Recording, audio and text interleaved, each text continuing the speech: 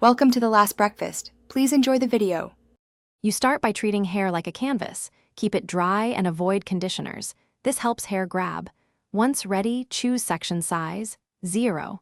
5 to 1 inch gives a balanced density. Use clips or small rubber bands to isolate each section and move quickly to prevent loose fuzz.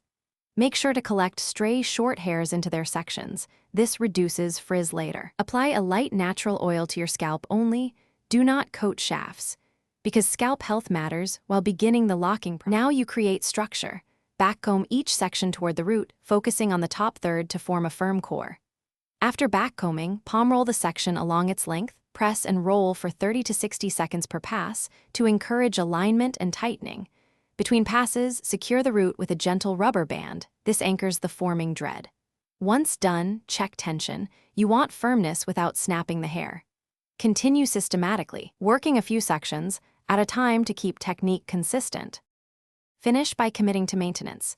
Palm roll weekly and plan crocheting sessions as needed to tidy loose hairs and speed maturation. Wash with a residue-free shampoo every 1 to 2 weeks and always dry fully, air plus low heat, because damp dreads attract mildew and odor. If a dread loosens or sections merge, re-backcomb the affected area and use a small 0. 6 to 1 mm crochet hook to pull stray fibers into the core. When things go wrong, be patient and correct only the problem sections to avoid overall.